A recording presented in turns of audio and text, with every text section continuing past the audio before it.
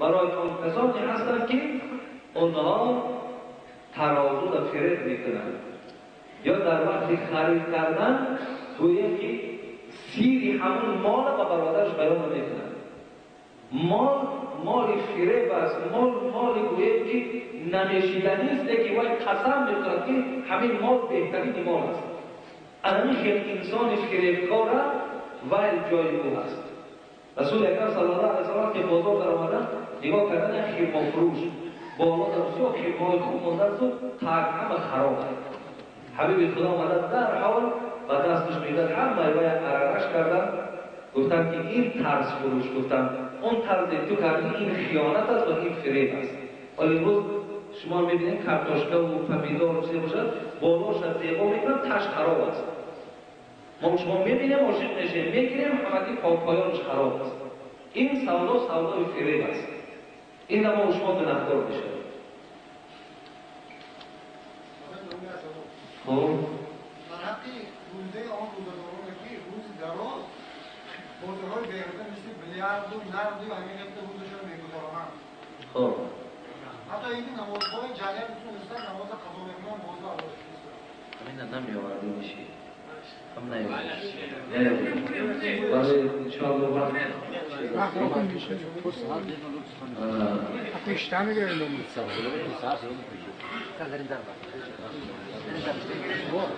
چیزی که من در آغاز درباره روزه بیان کردم اینقدر مثال بین فوتوش اجری بلند دارد.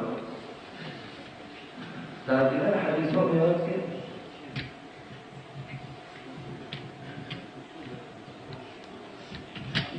من لم یدع قول الزور والعمل به فليس لله حاجة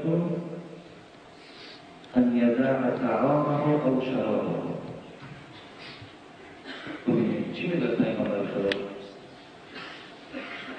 کدام روزداری که اگر در حالت روزداری خود سخن دروغ ترک نمی‌کند، روزدار دروغ میگوید، روزدار است و نماز نمی‌خواند، روزدار است و بی‌حیا است، روزدار است و زبان فحش دارد. گفتیم برادرین همه چیز در این داخل می‌شود. خب این گونه روزدار پیغمبر خدا چی گفتن؟ خداوند حاجت ندارد بر تو این که خواه میخوری خواه می‌نوشی. یعنی خداوند بر این روزه تو دیگر حاجت ندارد. مقصد از یکی از حکمت‌های روزه همین است که انسان باید در یک ماه زبان خودش، دست و پای خودش باید که از تمام نماد آزار و بدبختی‌ها می‌گذارد تا که این برای او تأثیر می‌بخشد. یعنی گوییم در آینده بعد این ماه هم باید چی می‌شود؟ انشاءالله زبان درست می‌شود و اعضاهاش گوییم آزاردهنده برادران مسلمان می‌شود. در این مصیبت در همه جا هست و در است. امروز روزداران را می‌بینیم گوییم که روزدار است که مربازی می‌کند، خب روزدار است غیبت می‌کند، روزدار است دشنا می‌کند، روزدار است یک برادرش فریب می‌دهد، روزدار است که همه آن بدبختی‌هایی را که در غیر روزه هم می‌کرد در روزه هم که می‌کند پس معنی را دارد که از ثواب روزه چیزی باقی نمی‌ماند برادر عزیز. ببین ثواب روزه چیزی باقی نمی‌ماند برادر عزیز. ببین آنقدر حتی یک حدیث پیغمبر خدا را خوانم که الصوم جنة ما لم یخرقها. ببینید روزه سپر است برای شما. این سپر آدم کجا محافظت می‌کند؟ این سپر است مادامی که این سپر شما پاره نکنید در دنیا. ببینید ما لم یخرقها، تا زمانی که این سپر پاره نکنید. پاره کردن سپر چی است؟ این عملهای بدی که ما در دنیا کردیم این سپر را که شکستیم، این سپر الله که در دست ما سپر دیگر باقی ماندگی نیست. آواز چی است؟ شب این سوال دستی را جواب گیرم که انشاءالله برای سوالش حاجی مرزا بعد شنیدن از آن دندانهای خود را با پست حاضر زمان تازه کردن ممکن است. غسل کردن روز جمعه ممکن است در رمضان. غسل کردن در رمضان چی جمعه باشد چی غیر جمعه باقی ندارد. کردن اجازه دارد. مثال آبازی کردن در روزهای توی ماه‌های رمضان اجازه دارد. غسل کردن مقصد من غسل جنابت نیست. مثال غسل کردنی که ما شما آبازی میکنیم بدنها رو میشوییم خب در همون حمام‌هایی که داریم، یعنی این اجازه تا این یکان ضرر از جان می‌برد. در روز جمعه که باز سنت که ما بدنها رو شسته و بعد به جمعه بیاییم. خب و شستن دندان‌های پس بعد از آن شنیدن مثلا صبح بنامد مطلوب است. مثلا دندان‌ها را شستنش هم در کتاب الفقه المعاصر یوسف قرضاوی هم این از قول ابو حنیفه را قبول کرده است.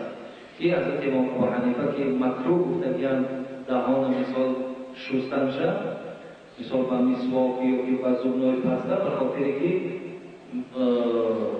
حبیب خدا میگه که لقلوب فم صائم اطیب عند الله من ریح المیس، یعنی بوی دهان روزدار الله میگه به سوی من محبوبتر است از بوی مشک دیدن. اگر شما میگه که این بوی مشک که از دهانتون دور میکنه و این خاطر این عمل مکروه است. و این داده یعنی تا صبح شما اگر دنداناتون شویید و قسم بعد شام اگر باز دنداناتون شویید این بهتر است. در دام روزه استفاده نبرید.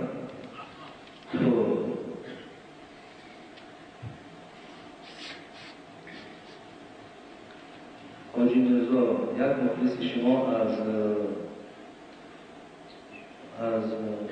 دهه سرخ در سین 26 سالگی از دنیا گذشت. از شما خواهش میکنم دعا دارید والدین و خدای مهربانی برادری عزیز در بخشش شاد و قلبش خدای مهربان می‌گردد.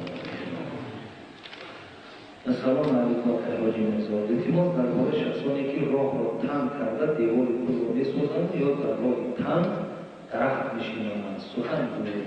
از همه در قدر آدم می‌بینیم که درختی که مثال در راه خلل دارد ضرر دارد می‌کنیم می‌پرتوشی چی گپی نمی‌کنیم. همین درختی که پیش راه شما را بگیرد، درختی که راه ماشین شما را بگیرد، یا مشکلات برای شما ایجاد کند، آخه وای ضرور است و که مشکلات ما ضرور است. آدم ضرور است، کاری آدم ضرور است. وای شیمان پیش راه ما را گیرید، بریدیمش ما گناهکار نمیشیم. ما بریدیم درخت به خاطر سبب دارد، به خاطر آزار مردم میشود. راههای تنگ و این جای درخشنامی نیست، این چیزی مهم نیست. شما خود مصلحت کردید. خیلی همه شما را خداوند در حفظ امانش نگه دارد. خداوند همه مکافات‌های این شب را در نامه اعمال شما کتابت کند. یوسف علیه را خدا رحمت کند در کتابش میگه بهترین عمل که موصوف است نهی منکر و امر معروف است. بهترین عملی که اجر و پاداش دارد همین مجلسی که ما شما نشستیم و سخن خدا و پیغمبر در او یاد شد، انا همین چیز، انا همین بهترین عمل در پیشگاه خدا است. البته بسیار پاداش بلند دارد. خدا از همه این پاداش شما را برخوردار گرداند و شب همه شما را خداوند خوش گرداند و بقول الله هم آدمی کهنسال بدهد، چندین سالها در اینجا خدمت کرده بدهد، علاوه بر در خدمت شما خواهیم. خداوند ایمانش را کامل نگه دارد، همیشه بازوی با قوت، همیشه بدنی با قوت نصیبش گرداند که همیشه در خدمت شما قائم باشد و تمام برادرانی که در این مجلس حضور دارند و حتی نماینده‌های حکومت در اینجا اشتراک دارند، خداوند همگی را عمر ضرار داشتن صحت و خاطر جان نصیب گرداند. همیشه خداوند در این پاکستان ما و شما آرامی و آسودگی، صلح و صلاح همیشه حکمران باشد و خداوند فرهنگ ما را، مدنیت ما را، اقتصاد این دولت ما را خداوند بلند بردارد و تمام آن بندگانی که برای آبادی این سرزمین تاجیکستان سعی و کوشش دارند، دلسوزی دارند، خدا همگیشان به این نیت‌های نیکشان پروردگار موفق گرداند. اللهم اعنا علی ذکرک و شکرک و حسن عبادتک. اینجا برادر صحبت علی جانم و دیگر نامه‌هایی که میشناسم لیکن نامه‌هاشون یاد نمانده است. هر یک دامنه و پیشوا، هر یک شخصیت‌هایی که برای این مردمی اسفر خدمتگار هستند، خدا همه اینها را در حفظ و امانش نگه دارد. شام الله. شام بزرگ عزیز همتون در حد داملو مستحضرت که سلامت در این همه یابد داملتون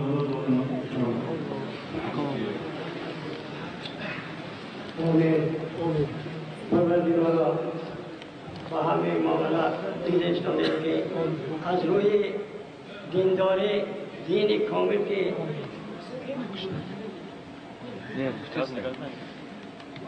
این جماعی که به یگان تکلیف برای پیشواز گرفتن این محترم دامالله ما قدم رازی کرده ایمده جان همونتون و این قدم های آمدگاتان حسنات افگاید. پروردگارم این دامالله ما پروردگارم در جایی که نباشند اولا خودشان همسرها هم کارگراشان قطعی به اینا یعنی خدمت میکرده که از برای دین وطن خدا در پناه استفاده از دعای ما نگه دارد.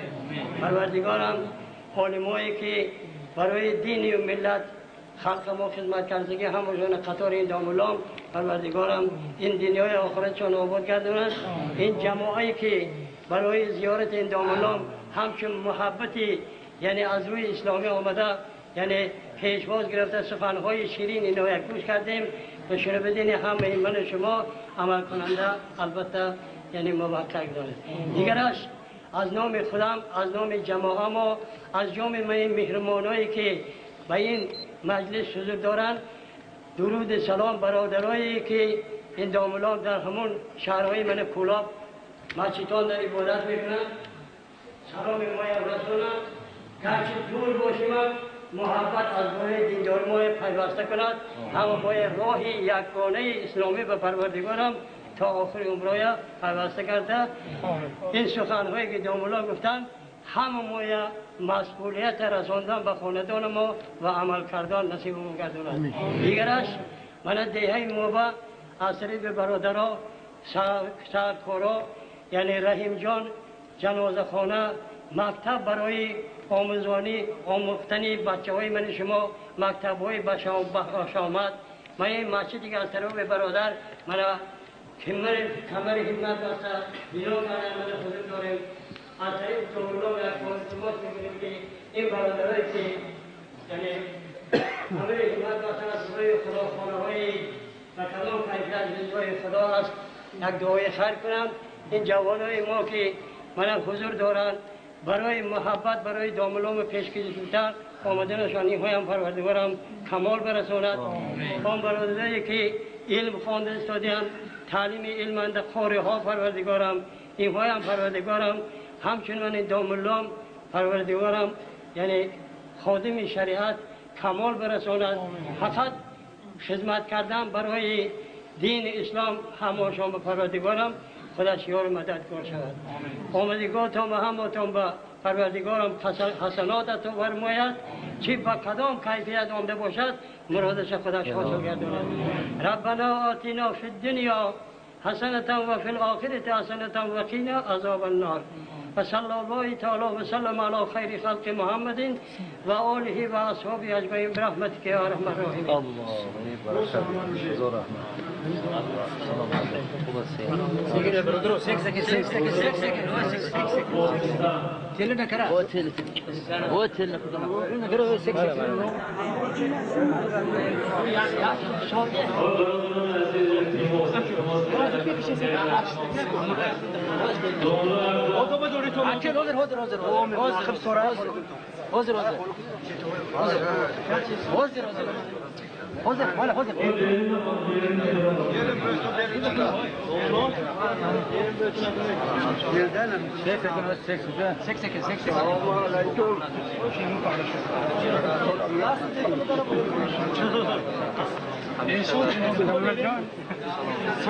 دیگه تو میکرده تو نه اوه تیلا نده تو دومله تیلا نده تو نوی تو دومله تیلا نده تو نوی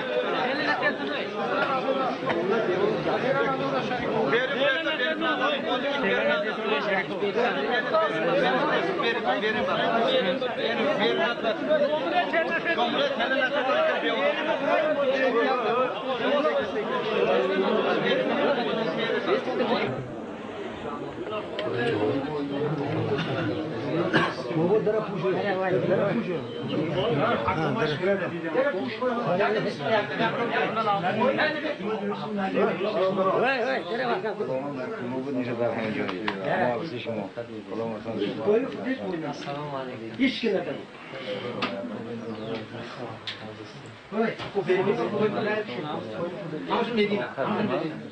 همون جلت که ما